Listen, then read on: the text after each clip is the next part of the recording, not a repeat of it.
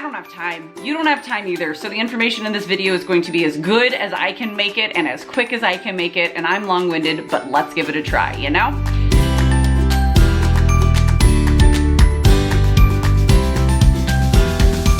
Hi there, welcome back to the Caffeinated Classroom. If this is your first time here, my name is Marie. I'm a high school English teacher in San Diego, California. And I think I might finally have a finger on the pulse of this whole distance learning thing, and I'm excited to tell you about my plan. Before we get started, I do want to say a big thank you to the sponsor of this video, Hunt a Killer. I don't know about you guys, but I am having a really hard time finding a rhythm and not falling into a rut. Just being at home all of the time. It's so different from when we're home in the summer. Like, there's something luxurious about being home all the time during the summer. And I used to fantasize like, oh my gosh, wouldn't it be so great to work from home? No, it sure wouldn't. At least not under, the duress of a global pandemic.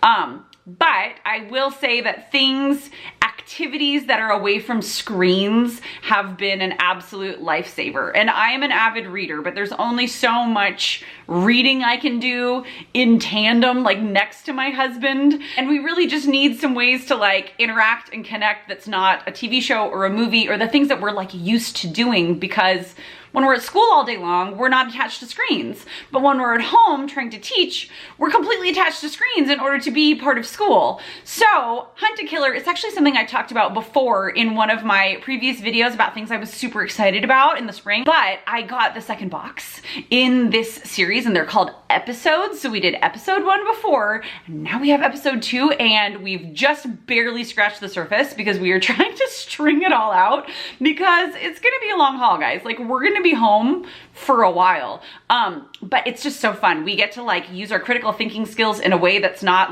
hey, how am I gonna figure out how to do this for my students digitally? How am I gonna try and schedule around all of their other classes, office hours, and discussion meetings? It's in a way that you're solving a crime and you're putting together clues, and it's so much fun, and it's definitely using my brain in different ways. Check down in the link below because I have a little coupon code for you. I mean, what better time than now to get some sort of a subscription box, right? And Hunt a Killer is super fun, and because you get to do it with the people around you. You could even do a Zoom Hunt a Killer with your friends. Oh, that would be so fun. Oh, that's what we should do. Ideas. Let's get into how I'm actually going to be planning, the frame that I'm creating, the template for how I'm pushing out content weekly to my students, and then I'll talk you through a little bit of what I am planning for them. I teach 2 different classes, so I'll talk through that in just a minute. So what I'm gonna do first is I'm gonna hop on my computer and show you what it is going to look like for students and how I'm organizing it for a student view and for parent view. And then I'll come back and I will tell you about actually what I am planning for my senior class and my sophomore class for at least the next month or so, because it looks like we're at least going to be here until May. I have a feeling it's gonna be longer, but at least until the end of April. Okay, so I just want to show you what I have right here in front of us is basically what I will be giving out to students and giving access to parents for each week. This slides presentation will be, right now we're looking at my master copy, and then what I've done is I've made a copy so I can pre-build all of the subsequent weeks, and then I've made a copy that I've pushed out the link to parents, and then students will have access through Google Classroom, and I'll just copy and paste each subsequent slide that I create along the way for them to access, and it'll just be a living document that updates weekly with whatever the latest slide is up at the top. So you can kind of see. The first thing that I want to show is I always show just a big week at a glance week of, this is for next week, April 6th through 10th. And this is my senior literature class. And what I'm going to do over here, if you look under Monday, April 6th, I'm still going to be posting my daily 2 to 3 minute hi, hello, little message videos just to have some connection with my students. But I'm also going to create a longer instructional video that explains exactly what is expected of them through the entire week. So I'm going to put that video here on the Monday, and then watch this video. It gives instructions and answers questions you may have. And then what I have is a suggested way to divide up the work that they're doing for the week.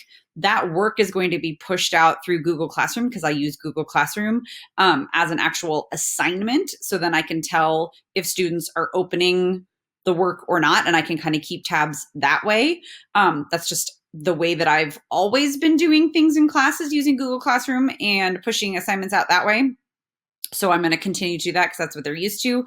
Down at the bottom, one thing I want to point out is I have these little reminders, such as they're going to have a slideshow that they're recording all of their work on. And so they're going to need to do slides 1 through 9 by the turn-in time. They don't need to turn them in and they understand that we've done ongoing work and stuff like that before, but I just gave them little reminders of stuff that I'm going to talk about, all of the stuff that's in the reminders in this weekly overview video, but it's good to have it, in writing too. And just showing them where all of their work's going to be recorded on the slides that are going to be assigned through Google Classroom. And this is a suggested schedule because they still have 3 or more other classes potentially. So I want to make sure that they know they need to make it work for them. And the last thing I want to bring your attention to on this little slide is office hours. I have these 2 links down at the bottom. I'm going to have for all of my classes office hours from 2 to 3 on Tuesdays and Thursdays so that they can come ask me questions. And it's just a living link. It's a recurring event every Tuesday and every Thursday from 2 to 3 p.m. through Google Hangout Meet. I think I said all that right. And this way students can just pop on when they need to. I have the link in multiple places, but it's always the same link. So they're always accessing the same meeting place, if that makes any sense. And I don't have to recreate an event every single time. And then as you can see, the following week is our spring break. But this is how I'm going to be laying it out every single week for students. Sunday, they'll get this slide made available. I'll take it from the master and copy it over to the slideshow that students and parents have access to. And everything will be ready and preset and done. I will schedule all of my assignments to go out on Sunday so that they can get started, because I think I'm going to make everything due on Thursday, just by end of day Thursday, whatever that means to them. And for a lot of students, I know that's, 11:59 p.m., which is fine, I guess. But this way I will have Friday to be able to address any issues, to get a hold of anybody who's just not doing anything. And that kind of work is not then taking up my weekend. I would rather push out work early to students on Sunday so they can see what's coming. The other thing I'm doing is I'm going to start sending out a Sunday morning email to parents, because I think that they are the ones who will be reading it. So that's my plan just so far. So as you saw with that slide and what I have planned for more slides in the slide deck that students and parents have access to, I'm trying to keep it as simple as possible, keep everything in one place without overwhelming with information. And what that has made me do is really cut back on, okay, if I really have to explain this in 16 different ways, then this activity or assignment or whatever it is doesn't work for distance learning. So I need to take it back a notch, reassess, and figure out exactly what is important, not just important, but what is essential to keeping their skills fresh and keeping their minds sharp and doing all of the things that we need them to do for distance learning purposes. So, curriculum. Here's what I actually have planned. For my seniors, I have 2 sections of high school seniors, and these kiddos have really been dealt a pretty bad hand, and I think we can all agree on that. They've had a lot of things seemingly ripped away from them, and quite frankly, that could be the reality. We don't know about prom. We don't know about a graduation ceremony. We don't know about their senior activities and their senior class trip and different things that have been planned for years in their minds. So what I am doing is I am trying to boost their engagement and boost their morale by planning units that are as interesting and engaging and purposeful as possible for these kiddos. So the first thing that I have is actually a unit that I taught before last term to my other classes of seniors because I'm on a quarter system, so I have all new kiddos the second half of the year. And it's a podcast unit. It is a choice unit. Normally what we would do in a classroom is students would get into groups and they would choose a podcast. We do this whole like day-long podcast tasting. It's kind of like a silent disco because everybody's got their headphones in and they're all like listening and reacting to things, but it's completely asynchronous.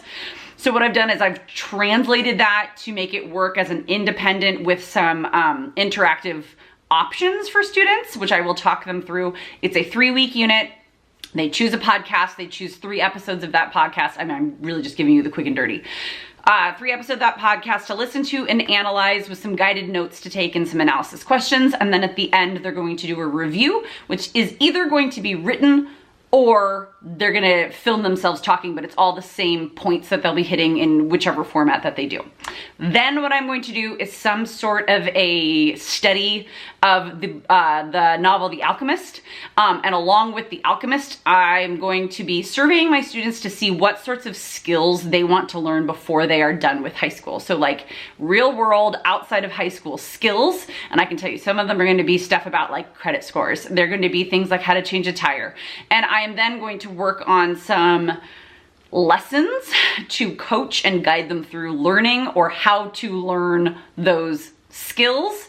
And so that's still in the works, but that's another 3-week unit. We're gonna call it something like Journey into Adulthood. If you know The Alchemist, he goes on this whole journey, and so it kind of like works like that. And it's gonna be, I have a whole map in my head. I'm still developing it, but I'm figuring it out as I go.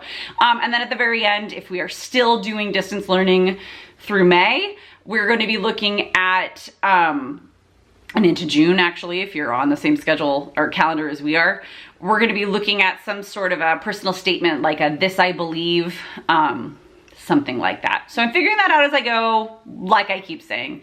Sophomores, a lot of our last half of the sophomore course at my school has to do with information, with evaluating sources, with looking at credibility.